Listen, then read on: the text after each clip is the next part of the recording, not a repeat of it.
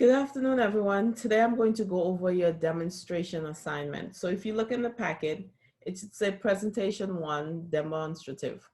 So let's go over the assignment. The purpose of this assignment is to give you the opportunity to present and again, look to the packet, it will say your particular time limits. You're required to show the audience how to do something properly by completing each step. So again, you're showing the audience how to do something properly by completing each step. Have all the materials within reason to complete the assignment. All materials meaning that if you need to bake a cake and it calls for 5 cups of sugar, you could have 1 cup of sugar. If it calls for 3 eggs, you could have 3 eggs. So again, you need all the materials in order to complete the assignment because you're going to do the process step by step. Before you start, set up all your materials so this way you can have it. So before you if you're videotaping, before you start videotaping, set up all your items. So this way you can have it ready to start when everything there when you're videotaping. If you're doing it live, set up everything on the table, set up everything, all the display. So this way, once you start, you have everything there in front of you. The setup time is not a part of the time limits for the assignment. No pets, firearm, alcohol, or babies are allowed. And sometimes people come up with these great ideas. They want to bathe, they want to put on a diaper on a baby or show us how to bathe the baby. But again, remember that you're doing a presentation. And so at times you will have to take your eyes off of the baby and you don't want to do anything that's dangerous. Again, as far as anything that's alcoholic, you're not supposed to have them in the classroom. As far as firearms are concerned, again, we need to make sure that we're always safe in what we're doing. You should get my approval if you are going to use a volunteer. I just need to know what you're doing with the volunteer and to prep you a little bit on how to use your volunteer.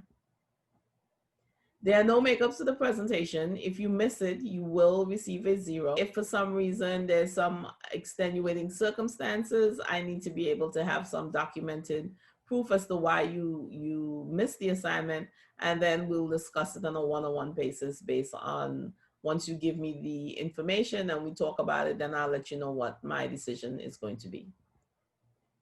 For your presentation, you must have an introduction, a body, and a conclusion. We have gone over that in class. So if not, look into the text on how to create introduction, how to create your body, and how to create your conclusion. Your introduction must have 5 statements. Again, it must have an attention getter, it must have a thesis, reason to listen, credibility, and a preview statement. The body of your speech should be well organized with clear main points. You must make sure you have a transition from point number 1 into point number 2 and a transition into your second main point into your third main point. And we spoke about this in class. If you missed the lecture, please refer back to the text. As far as the conclusion is concerned, the conclusion again will have 3 main points: a summary statement, reinforcement statement, and a closing statement. Remember the rules when conducting and delivering your introduction and your conclusion. So for your presentation, you must include eye contact with the audience, a vocal variety, proper posture, natural gesture, and a lot of energy. Energy, energy, energy. Energy always sells. You will deliver the speech extemporaneously, either neatly outlined on your phone or your tablet. The best thing to do, we'll talk about extemporaneous speaking, and it's basically using an outline to deliver your presentation as opposed to you using a manuscript, which sometimes you tend to read a lot. If you do it extemporaneously where you have an outline of your presentation, you tend to have more eye contact with your audience. As far as dress is concerned, you can dress in casual business attire, and we've gone over that in class, or professional uniform of the industry, meaning like if all of a sudden you're doing a dance routine and you're dressed in a dance costume, that's perfectly fine. If you're doing something with sports, and let's say you're showing us something with baseball and you dress in a baseball costume, a baseball uniform, that's perfectly fine. Other than that, business casual. And whatever you choose to dress in, make sure that it's appropriate for your audience. As far as time is concerned, I'll be timing the presentation if it's live. If you're doing it from home, please make sure you time your video and your video falls within the time limits required for that presentation. So stay within the time limits because you will be penalized for going over and you will be penalized for going under the time limit. Here are some helpful hints that will help you as you put together or you think about this assignment, and some of the images that I'm showing you will give you some hints and things that maybe you might choose to do for your particular presentation. So start as soon as possible, right? Don't wait till the last minute because sometimes people think that this assignment is very easy, but take in consideration you are working with props and you have to figure out the best way in which to handle your particular topic based on the time. Consider your topic choice. Now, again, we're in higher academic. I don't expect you to say that you're baking a cake and in baking that cake, all you do is you take a box of Dunkin' High, throw it in a bowl and then whip it up, right? So again, consider your topic choice of what it is that you're going to show us. Consider the time length. Again, it's 4/5 minutes in length. If it's a 4/5 minute speech, you have to take in consideration that the introduction and the body, the first point, which is the benefits or the history, those will take up at least, I would say, maybe 3 minutes. So maybe you probably have only 2 minutes for your demonstration. So what can you do well in that 2 minutes for your demonstration? Don't be like the person who's an expert and try to show us too much. Because sometimes when people are expert, they try to show us too much in doing the demonstration. So if you take in the example, someone who's a great painter and can paint great masterpiece, they might decide they want to show us how to do paint a face or paint a body or paint some rocks. That might be too much. So you might have to limit it, maybe showing us how to prepare the canvas, and that would be enough to take up the time limit that we have. So again, don't try to over teach us information. Understand that if you're teaching us something and we don't know how to do it, you want to limit exactly what it is. And we talk about narrowing the focus. You want one focus. The first point of your speech must be either history or benefit. So the first point must be history or benefit. And that will make the speech more of a substance because again, whatever topic you choose to do, even if it's a simple topic, once you get into the history of it or the benefits of it, now people are able to it's going to expand your presentation and it's going to be something of more substance for your audience.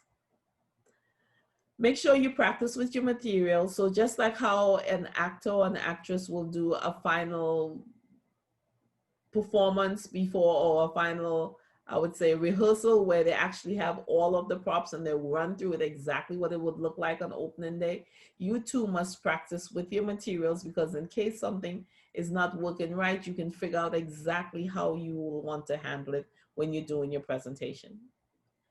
When you're explaining materials to the audience, make sure you hold it high. You say, listen, I have one pen, I have one watch, I am going to use one mouse. So again, you want to hold the items high so the audience can see exactly what it is that you're speaking about. Now, when you're setting up, you want to make sure you set up everything in a professional manner. So you want to move any clutter, any empty bags, anything that should not be on that setting, you want to get rid of it. So let's say you're at home and you're creating a video and you're using the table, and on the table there might be a bowl of fruits, and that bowl of fruits have nothing to do with your presentation. Remove it from the table so this way you are able to the audience is only focusing on the things that they need to focus on. If you're doing it live in the classroom, make sure again you get rid of any empty bags or any clutter, anything that does not need to be there. You want to make sure you move it away from the table. Now, this is very important that you check all your materials before you start.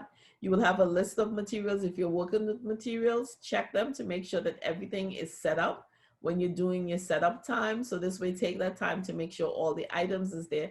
So you don't have to stop the video to run over and now you have a video that looks like it's edited, or you would not have to stop the presentation to run to your bag to get something in case you leave something out.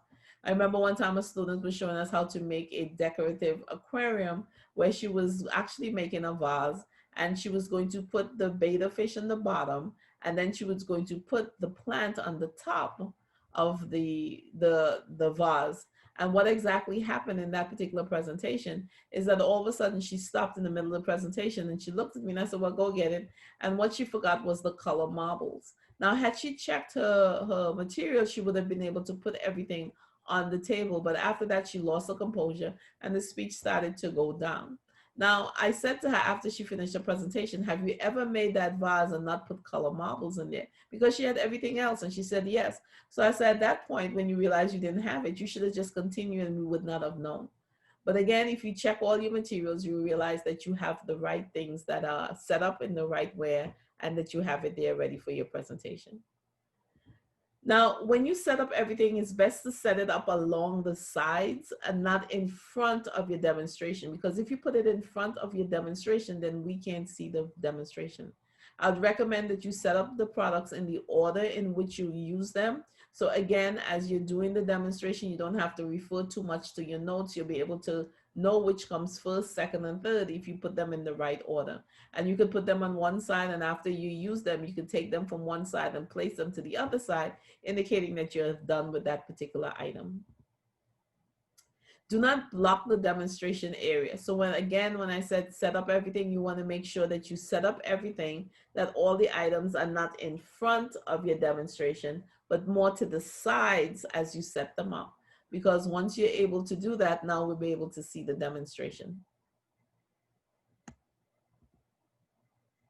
Open all containers, open all jars. Again, if you have to crack the eggs, crack them before. Sometimes you might have to have pre-diced products or materials that you put in a bowl, because again, you're thinking in consideration of the time is concerned. It takes time to open a can of condensed milk. It takes time to open some aluminum foil. It takes time to open a container. So again, all of these things will eat up your time, and you'll find that you're going over time when you do the presentation.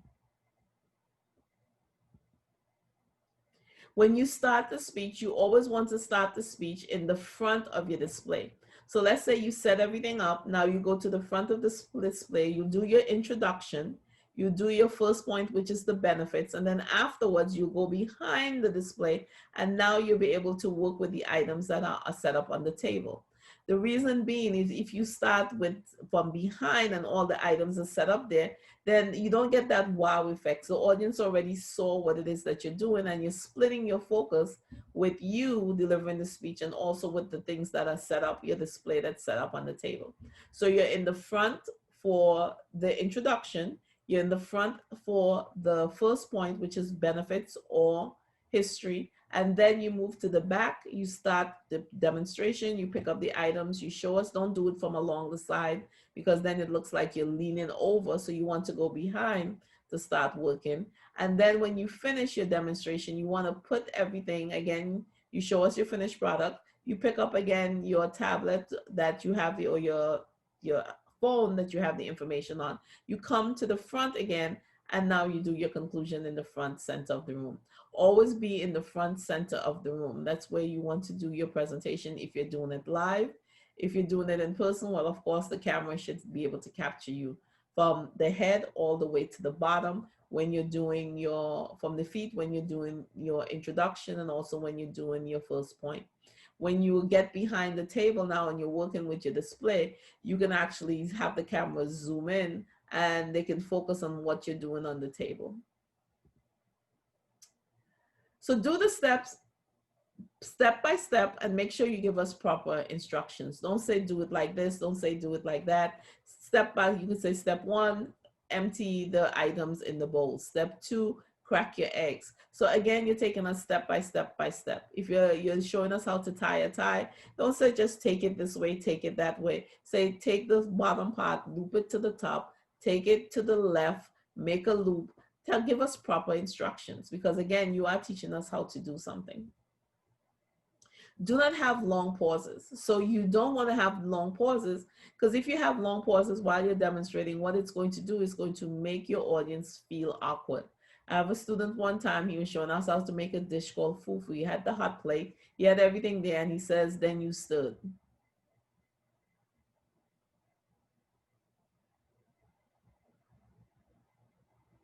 And for a minute, he stood without saying anything. You see how that felt just now? You felt awkward. You wanted to break the silence. And what usually happens is people begin to giggle, people lose focus, because again, then that's awkward silence, that awkward pause people don't know what to do when it occurs. So you want to make sure that you're talking to your audience. You might explain the consistency of what you're doing. You might explain maybe to them where they can get the products. So you want to make sure that you're continuously talking as you're doing your presentation.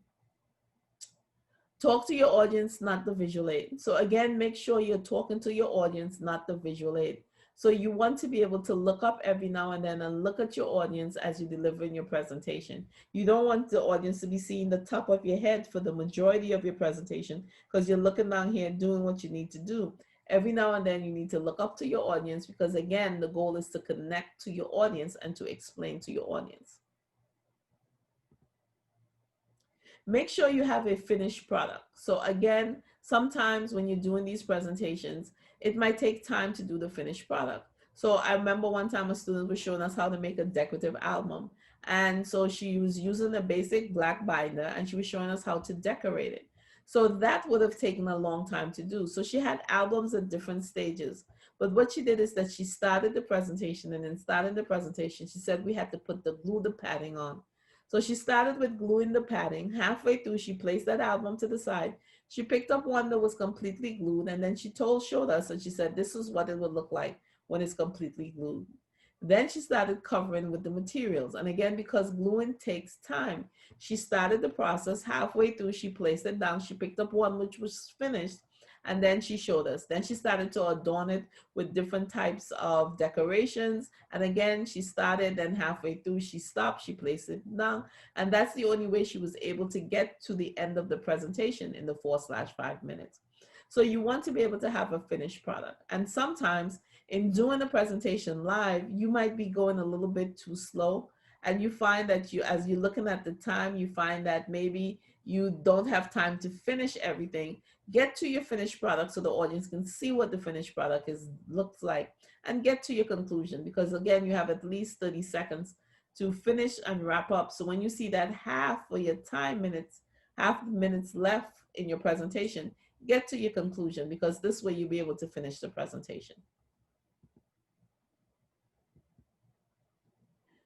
Make sure you show the finished product towards the end. The reason being is that if you show it in the beginning, it takes away that wow effect. So even if you want to show the finished product in the beginning, you have to show that maybe as an attention getter, because this way it'll have that wow effect for the audience. But in the most cases, you want to wait till the end and when everything is finished and show it to the audience, because now you'll have that wow effect of your presentation when they see the complete finished product of what it is that you're describing. Always face your audience. Always face your audience and always prep your volunteer. So let's say you're showing how to maybe do a French braid on someone's head. Now, this is going to be a little difficult to do, right? And in doing it, you have to make sure that we can see the back of the individual's head, and we're also seeing you as you're doing it. So again, that might not be a good topic for this particular presentation, because you want to be able to face the audience, you want to be able to talk to them, you want to be able to communicate with them. Prep your volunteer. I would recommend that if you have a volunteer up, that you're standing in front of the volunteer, again, for the introduction, again, for the first point, because I have seen volunteers mess up people's presentations because they don't know what to do. They're sitting there for a minute, 2 minutes. People are looking at them and they absolutely don't know what to do. Sometimes what you can do is maybe you might have something running in the back of you if you're maybe working with a volunteer doing makeup or something, and maybe they're watching it so it looks like they're looking at the audience, because there are different tricks that you can make so that your volunteer looks focused.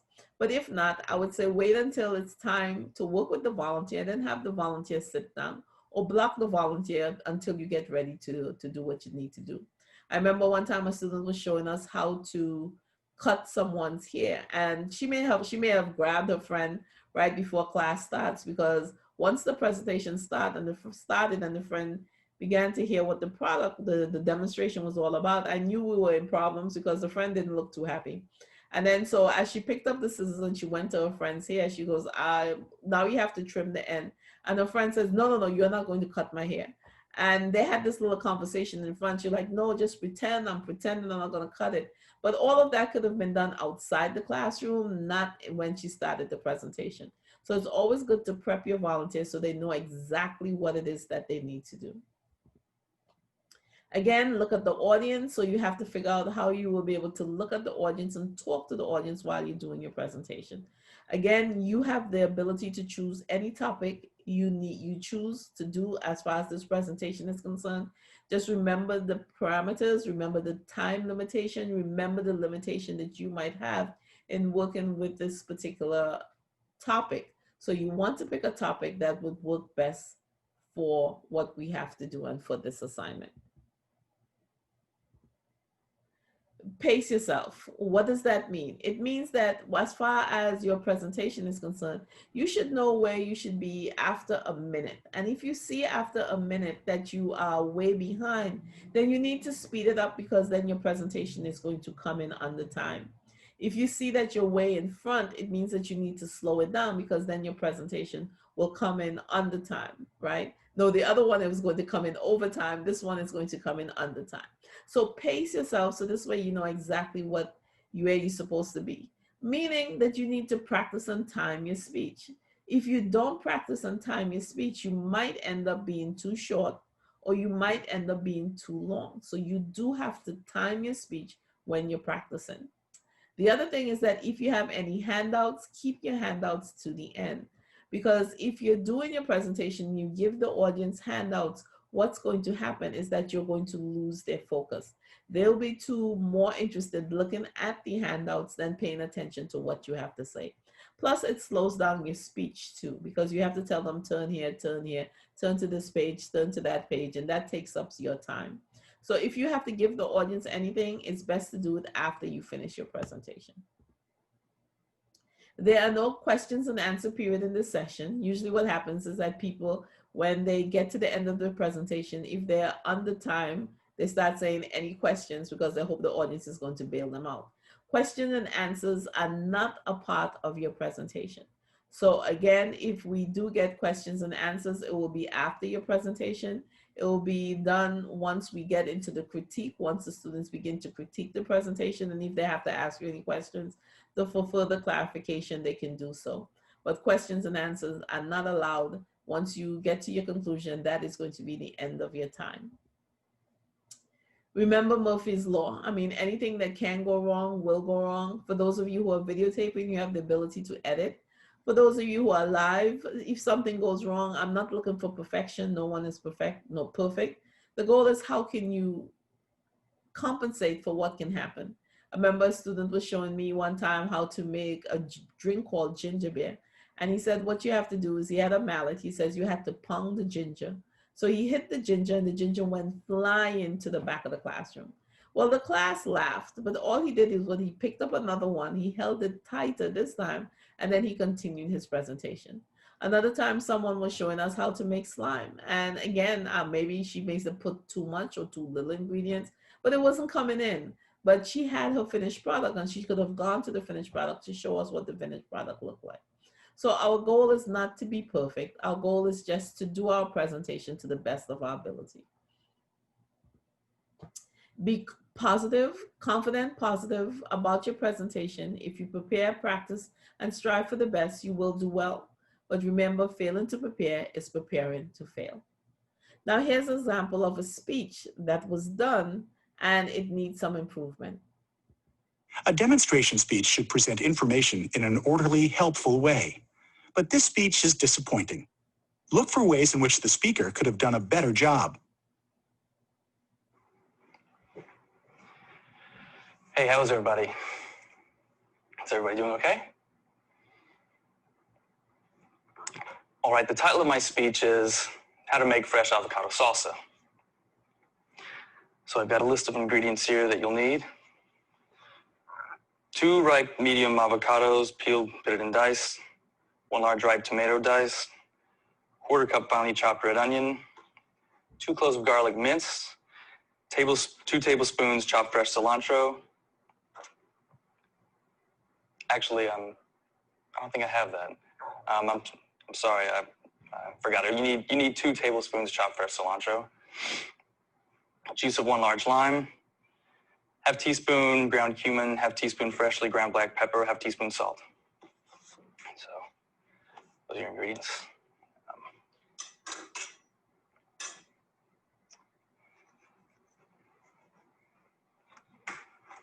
Okay, I'm gonna show you how to cut this avocado here.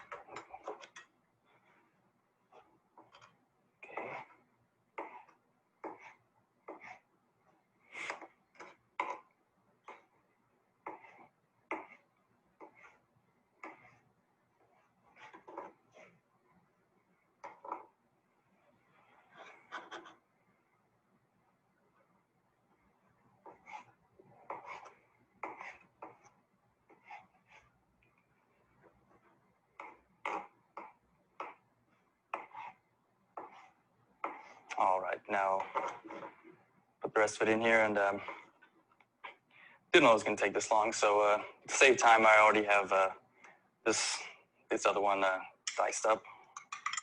Put that in there. Now I'll put the tomatoes in here. Add the tomatoes. I'll add the red onions. You know what I just remembered? Actually, I was supposed to put the avocados in last. You're supposed to put it in last because the juices of everything will actually protect it from darkening. So I forgot to do that. So let's just pretend that I put the avocados in last. Okay, so here I've got some chopped red onion. Got a little bit of that in there. I'll add in lime. Just squeeze the juices all in here. Okay.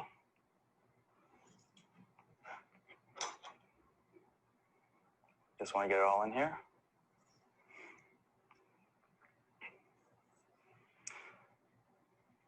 Okay, now I got some seasonings. Got the garlic in here.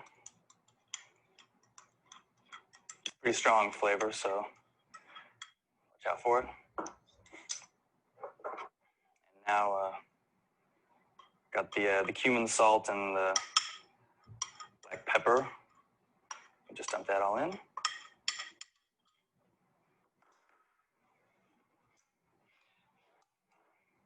Stir it up just a little bit. Get everything mixed together in there. And mix it together and grab a bag of chips and you're ready to go. Sorry, I should have prepared it just a little better for it, but that's it. Any questions? Or?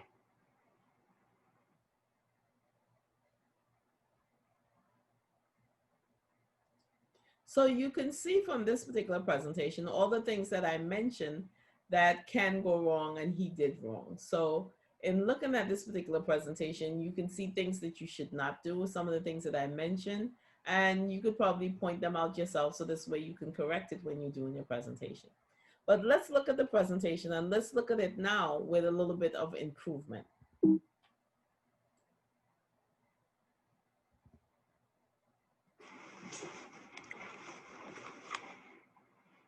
Let's say that you were planning a party and you wanted to make an appetizer that your friends would really enjoy.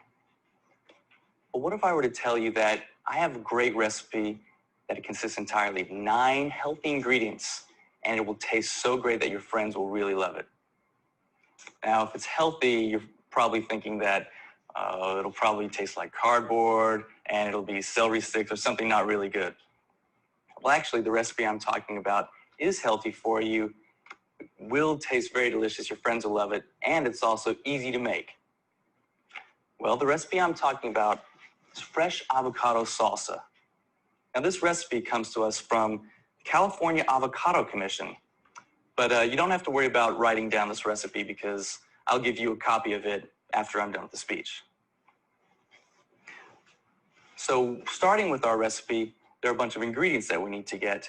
And all these ingredients, you should probably make sure that you get a few days ahead of time before you actually prepare your salsa. First ingredient I'll talk about will be 1 large tomato. Now, if you have access to a vine-ripened tomato, that would be your best bet. But since most of us don't have that, we'll probably have to rely on the supermarket. Now, supermarket tomatoes, they tend to be not quite ripe, so you'll probably bring them home and they'll be a little green. So what you'll want to do is you'll want to get it a few days in advance and store them in a dark, dry place at room temperature. Now, the most important thing I will tell you about the tomato is to never put it in the refrigerator. If you put the tomato in the refrigerator, it will actually get rid of all the flavor. Next ingredient will probably be the most important to this. 2 large avocados. Now, these avocados, you want to make sure that you get them about 3 days in advance. So that way, when you're ready to make the salsa, they'll come to their full creamy ripeness. And the way to make sure that they're ripe is if the avocado is not too hard, but yet not too soft. So you want to give it just a little bit of a squeeze, and if it has a little bit of a give to it, that'll let you know that it's a ripe avocado. The next ingredient to talk about is 1 large lime. Now, a lime is very important because it has a real zesty flavor. Now notice how he placed the items on the side and he held them high when he was speaking about each item. Also notice that he mentioned in the introduction, there were the different parts of the introduction. All right, well, we're now close to the fun part, the actual mixing. So if it's avocado salsa, you would think that we would start with the avocados first, right? Well, no. Actually, if you start with the avocados, the minute you cut into it, the avocados will begin to brown. And so that's why you want to start with the other ingredients, because the juices and acids from the tomato and the lime will actually protect the avocados from darkening. So now we'll want to start dicing up our tomato. You want to cut up your tomato in half and then chop off the excess stem on the top. And your chunks of tomato that you want to get into the dish are 1/4 inch.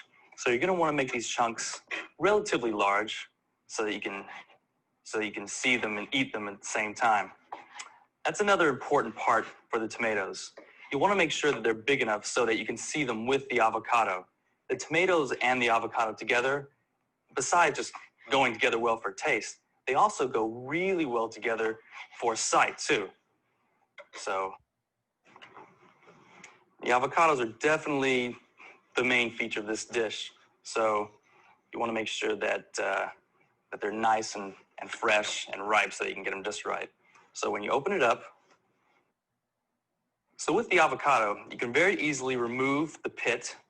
And then what you want to do to get the meat of the avocado out is just take a spoon and run it around the edge, and the whole bulk of the avocado, the part that you want at least, should pop out in one good piece. And that will also help so that when you cut the avocado, it'll be much, much easier to cut.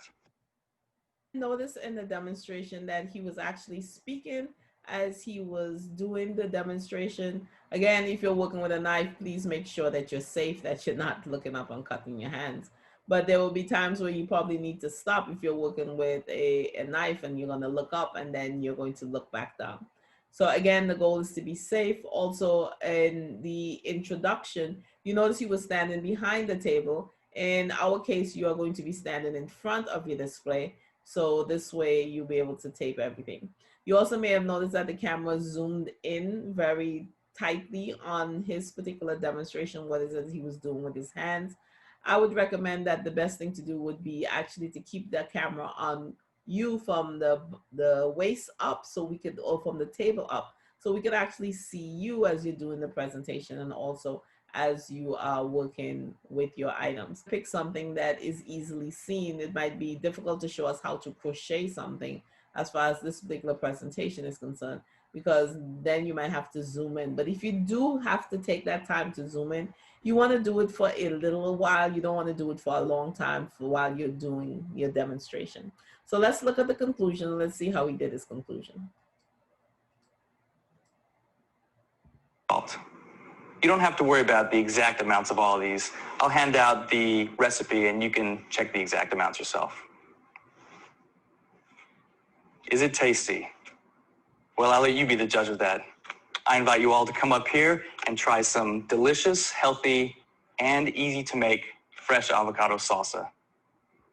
It wasn't a strong conclusion, so remember you do have to summarize, reinforce, and end. And its introduction, although the parts were there, you could make yours stronger, especially that reason to listen and the credibility statement. So remember your UN powered quotation. It says, I always meet all of the obligation which I accept. I accept no obligation which I will not meet. So again, I know you'll be able to work well with these presentations and put together a very, very dynamic presentation. Whatever it is that you're choosing to do, you have the parameters, you have some suggestions of things that have gone well and things that need to be improved upon. I've showed you a couple of videos of different students' presentations. And so now you should be able to put together your presentation for your demonstration speech, which as far as the time is concerned, refer to the packet to make sure you have the correct time. It might be 4 to 5 minutes, depending on which class you are. It could be 5 to 6 minutes, or it can be 8 to 10 minutes, depending on the class that you're taking. So please refer back to the package to make sure you have the right time limits for your presentation. And if you're confident and positive about the presentation, you will do well. But remember, failing to prepare is preparing to fail. Thank you very much. If you have any questions, feel free to reach out to me and I'll be able to answer the questions that you may have.